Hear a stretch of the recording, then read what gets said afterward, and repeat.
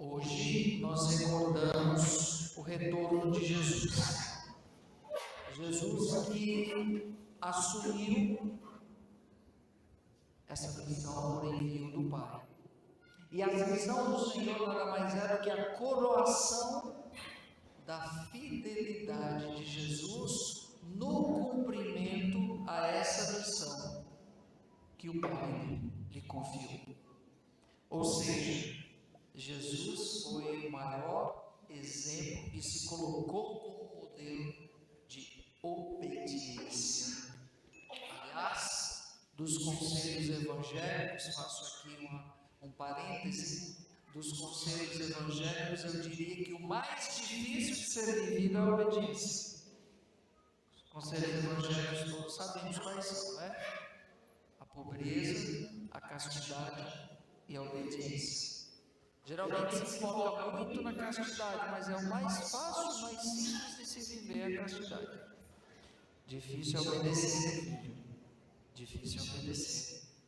A obediência nada mais é do que um abrir mão da própria vontade e colocar a decisão na vontade de outro.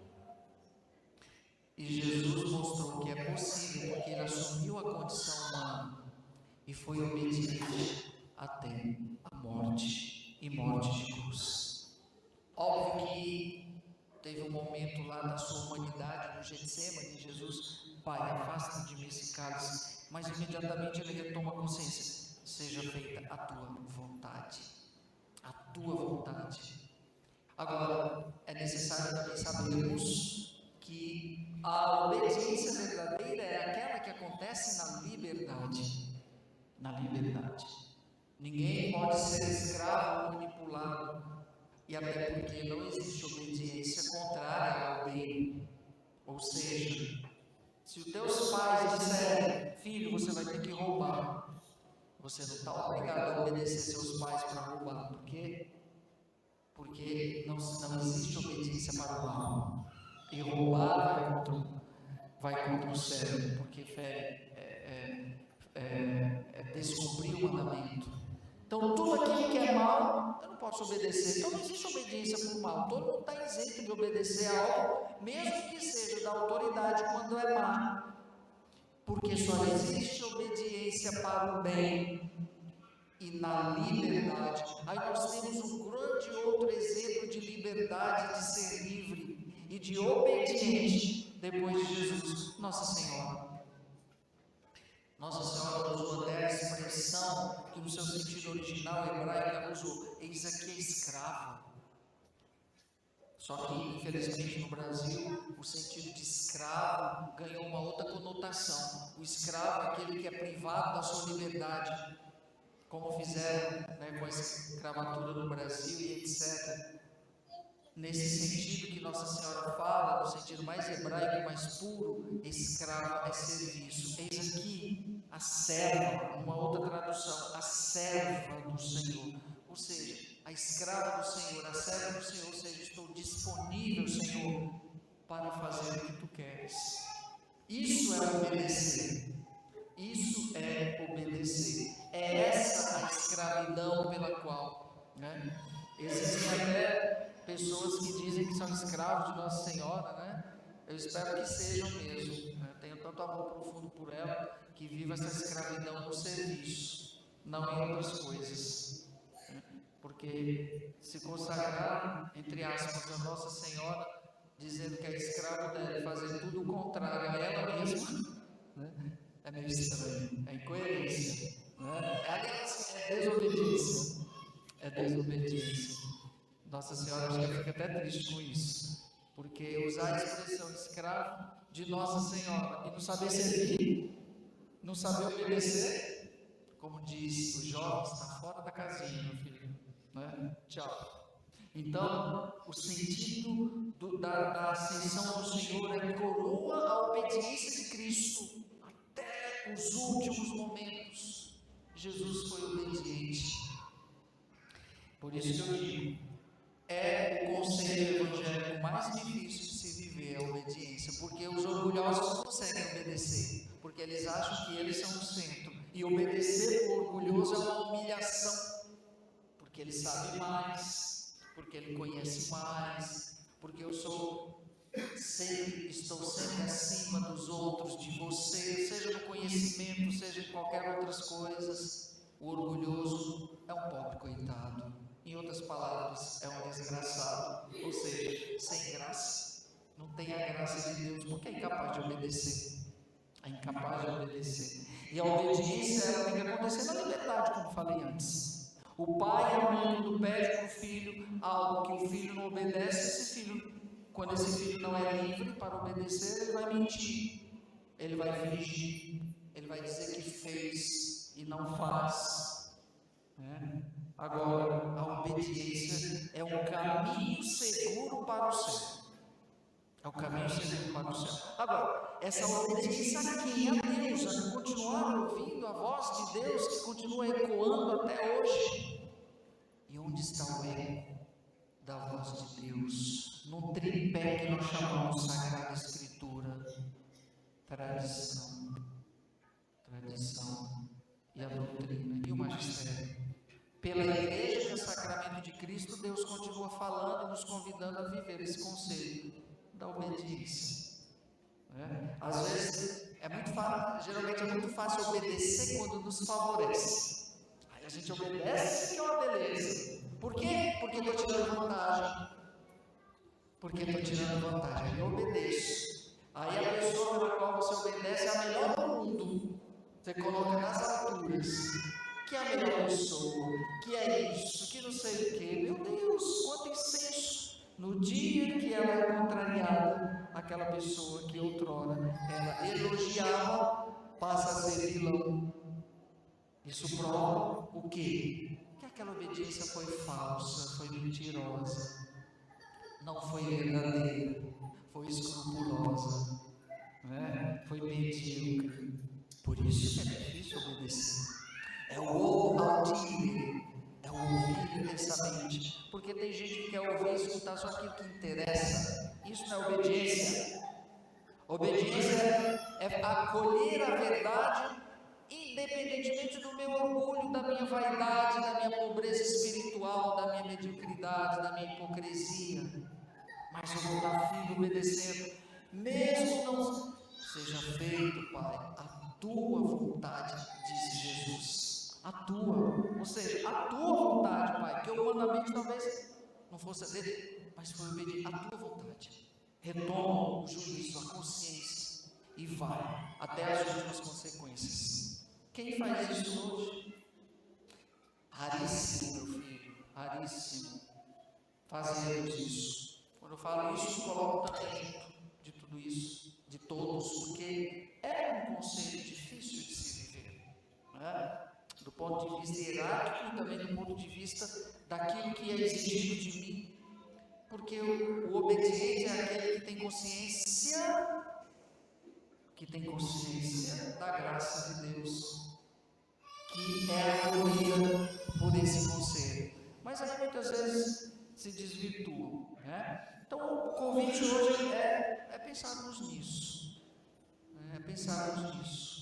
se estamos realmente sendo obedientes, e se necessário for, mudemos o caminho.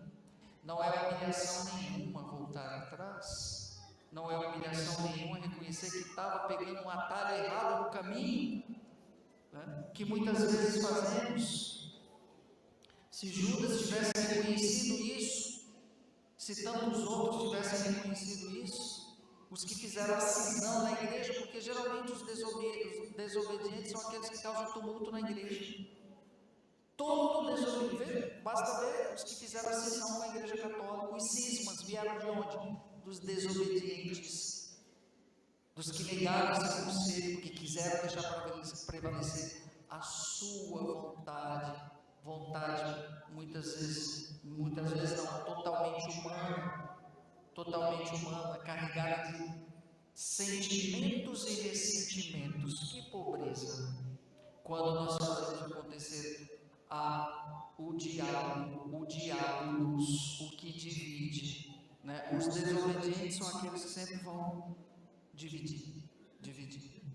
Mas se nós temos condições de refletir, mudar o caminho, Mudemos, porque a obediência deve ser sempre para o bem. E a obediência vai fazer com que você realmente se purifique, se liberte, sobretudo do mal que está dentro de você.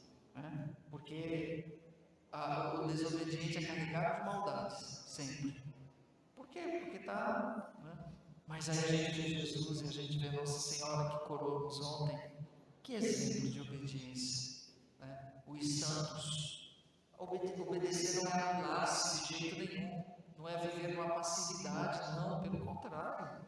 A obediência faz com que nós transcendamos e protagonizemos muitas vezes um carisma. Os santos foram protagonistas de carismas, por quê? Porque foram obedientes, entenderam onde queriam chegar, a quem estavam servindo e foram adiante. Repito, não existe obediência para o mal. A obediência é sempre para o bem. Mesmo que uma autoridade constituída te conduza ao mal, você não está obrigado a obedecer, não. Agora, quando é para o bem, e sobretudo para o bem coletivo, aí se você não obedece, você peca gravemente, porque o conselho evangélico ele faz parte do processo do caminho de santidade nossa, né? Quando a coisa não é para o bem, repito, por isso que tem que fazer análise, não olhar somente do ponto de vista emocional, afetivo, porque senão a gente cai em outro problema. Mas apesar de mim mesmo, apesar de você, eu obedeço, porque é bom. Lógico que o demônio nunca vai dizer uma coisa boa, ele vai te enganar, ele vai camuflar, e muitas vezes você cai na armadilha, não é? A gente sabe quando a intenção é reta, qualquer pessoa sabe, gente. Impossível não saber quando a intenção é reta, só se for ingênuo demais. Embora a gente saiba que existem aqueles que manipulam os outros, né? Mas a gente sabe quando a intenção é reta. Imagina, pulsa forte na consciência, aquela intenção é reta daquela pessoa. O modus operandi diz, entendeu? Então, ou audire, o convite hoje é a obediência, como Jesus foi. E a ascensão, o retorno de Cristo é uma garantia para nós, porque Ele leva para o seio trinitário, aqui a nossa dimensão humana. Jesus levou a humanidade lá para junto, lógico, levou a carne humana, dizendo, porque Ele encarnou, Ele é o Verbo encarnado, Ele viveu a humanidade, então Ele leva para o seio trinitário essa experiência pela qual, isso significa o quê? Que Deus nos quer. Se permitir um filho assumir uma condição, meu Deus, imagina Deus assumindo uma condição miserável que é a nossa, é porque Deus nos quer, é porque Deus não desiste de nós, Então pensemos, reflitamos e pensando no Espírito Santo, próximo domingo recordando o Pentecostes, pensamos no Espírito Santo discernimento para ver se o caminho que estou fazendo é o caminho para o céu ou o caminho diabólico, né? Pensemos para que com o Pentecostes a nossa vida se transforme. Recordando o Pentecostes, eu posso sentir que, como Jesus fala, vou lhes mandar um defensor, o Paráclito, o amor. O Espírito Santo nos dê a clareza de tudo isso. E às vezes a gente tem que sair de cena, né? O Espírito Santo deu a clareza. Jesus foi, agora os apóstolos começaram. E o Espírito Santo deu a clareza. Quem quer, vamos seguir. Quem não quer, tchau, vai embora. Vai fazer outra coisa da vida. É tão bonito quando a gente reconhece que a gente já está sendo demais, né? Ou está atrapalhando. Vai embora. Né? Que o Espírito Santo dê essa clareza para todos nós na nossa vida, de sabermos quando estamos atrapalhando o reino. Tchau. Eu Padre Fábio, não tenho problema nenhum de reconhecer que estou assim, tchau, deixa que vocês estão indo. A gente tem que reconhecer. Quando fechou o ciclo, quando encerrou a missão, quando daqui para frente você vai atrapalhar ou está atrapalhando com suas coisas aí, sei lá o quê. Que o Pentecostes aconteça na nossa paróquia, na nossa diocese, sobretudo na nossa vida pessoal. Todo mundo tem que pedir o Pentecostes pessoal. Viu? Que os dons do Espírito Santo, e vamos nos próximos sábados, na vigília pascal, os nossos jovens adultos que vão receber o sacramento da confirmação possam também fazer esse pedido desde já. Senhor, que o Pentecostes aconteça na minha vida para que eu seja melhor do que sou, para que eu tenha consciência da obediência, de que estou somando, acrescentando, não atrapalhando e destruindo o projeto de Deus, às vezes com as nossas atitudes inflamadas de outras coisas que não são do céu.